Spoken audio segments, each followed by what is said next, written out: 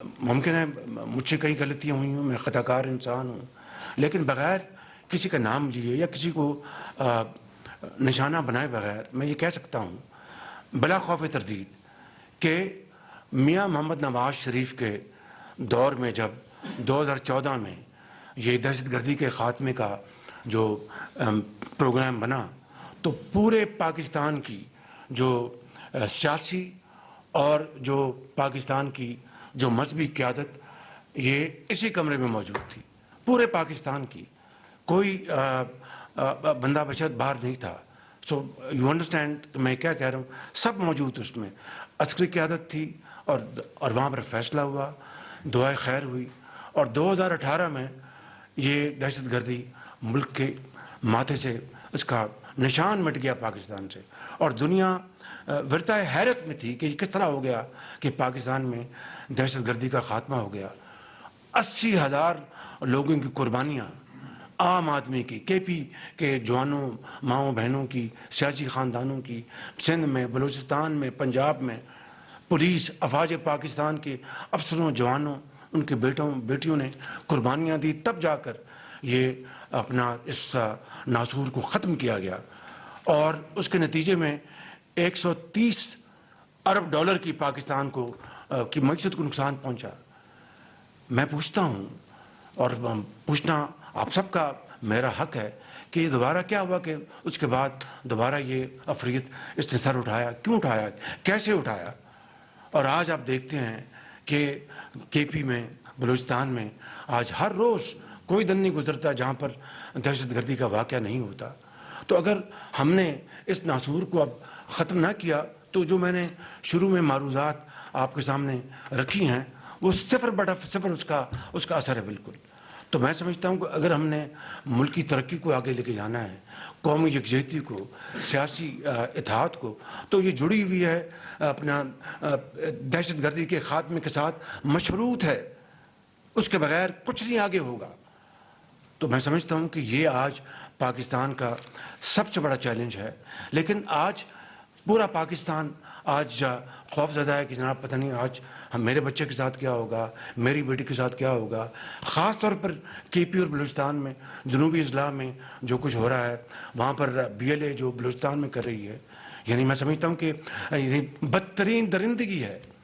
تو میرے لیے بطور اس ملک کے سربراہ کے، آپ کے لیے بطور فوج کے سربراہ کے، ہمارے پاس تو کوئی چوائس نہیں ہے کہ سب سے پہلے اس کا کچل دیں.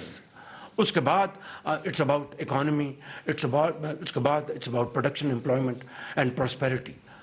نمبر 1 از دہشت گردی کا خاتمہ، نمبر 2 دہشت گردی کا خاتمہ، نمبر 3 دہشت گردی کا خاتمہ. آپ دیکھیں کہ وہ دنیا جو حیران تھی کہ پاکستان میں دہشت گردی ختم ہو چکی ہے، آج وہ ہم پہ اپنا تانا زن ہے، ہمارا مذاق بنا رہی ہے. تو میں سمجھتا ہوں کہ یہ وہ معاملات ہیں جس کے لیے آج ہم اکٹھے ہوئے ہیں. اور آخری بات بڑے ادب سے عرض کرتا ہوں کہ پچھلے کئی ماہ سے ہمارے ایس سی او کانفرنس ہوئی، بڑی کامیاب کانفرنس ہوئی، اس کے لیے میں آپ سب کا شکریہ ادا کر چکا ہوں، اپنا مبارکباد بھی دے چکا. لیکن ہر موقع کے اوپر یہاں پر کوئی نہ کوئی دھرنا ہوتا تھا. میں سمجھتا ہوں کہ یہ کس حد تک ہم اپنے ذرا آرام سے بیٹھیں کہ کیا یہ پاکستان کے مفاد میں ہے. اگر دھرنا یا جلوس اگر دینا ہے، کرنا ہے، تو وہ اس کے بعد ہو سکتا ہے. میں سمجھتا ہوں کہ میں اس معاملے میں اس سے زیادہ آگے نہیں جاننا چاہتا. صرف یہ ادب سے درخواست کرنا چاہتا ہوں کہ ہمیں بیٹھ کر ٹھنڈے دل کے ساتھ ان معاملات کو سوچنا ہے. اگر واقعی پاکستان کی ترقی اور خوشحالی آپ سب کو عزیز ہے، جو کہ ہے آپ کو، پھر فیصلہ کرنا ہے کہ ہم دھرنے دے لیں، لانگ مارچز کر لیں، یا پھر ترقی اور خوشحالی کے مینار کھڑے کریں. It's all up to us. Choice is آرز.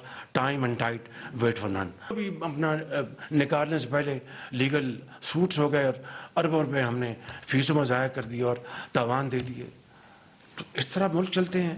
تو میں سمجھتا ہوں کہ میں آج ابتداً آپ سے سب سے یہ بات کرنا چاہتا تھا کہ ہمیں اس حوالے سے ہمیں یکجاں ہونا پڑے گا، ہمیں اور مل کر کام کرنا پڑے گا. It's a difficult task.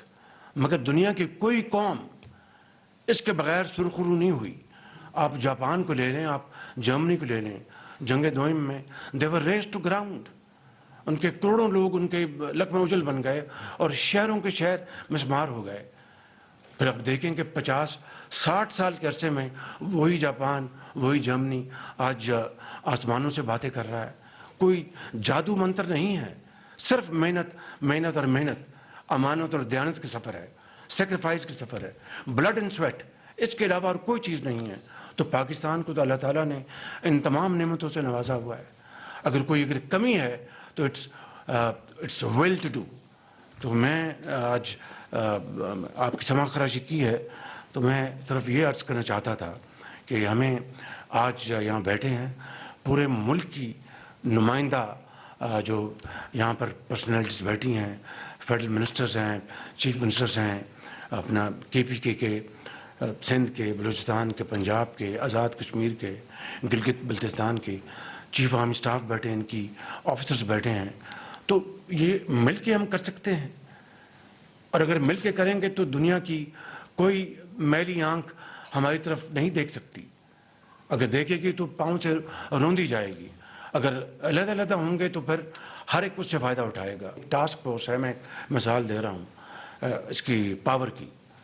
اس میں خاموشی کے ساتھ پاور پروجیکٹ جو IPPs ہیں, اور میں کسی کی یہاں پر کوئی بدخوئی نہیں کرنا چاہتا, that is not the aim. The aim is to highlight what has been achieved under these very challenging circumstances. کہ 5 IPPs کے ساتھ باقاعدہ نیگوشیٹ کر کے کر لیا, اور ٹو بی ویری آنسٹ میں اکیلا نہیں کر سکتا تھا. اٹ از جوائنٹ ایفرٹ, اور بڑی دن رات محنت کی اور بڑی خاموشی کے ساتھ.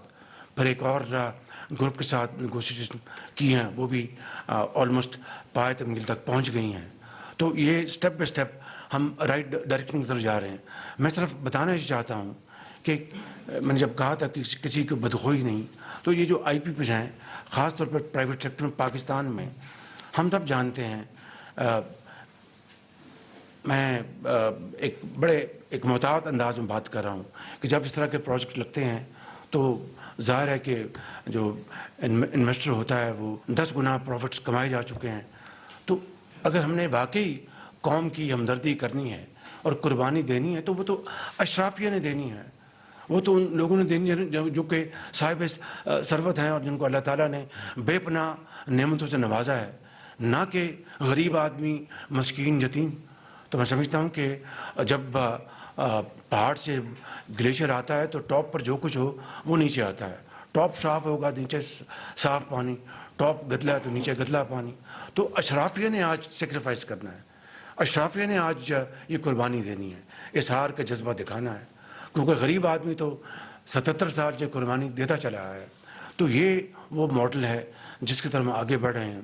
اسی طریقے سے کئی جہتوں کے اوپر کام ہو رہا ہے, لیکن میں سمجھتا ہوں کہ اس کے لیے ہم سب کو مل کر چلنا ہوگا. یہ تمام جو ایک ٹریکل اسٹیپ بائی اسٹیپ جو ہو رہی ہے آپ کی امپرومنٹ, یہ جڑی ہوئی ہے آپ کی امن کے ساتھ اور دہشت گردی کے خاتمے کے ساتھ.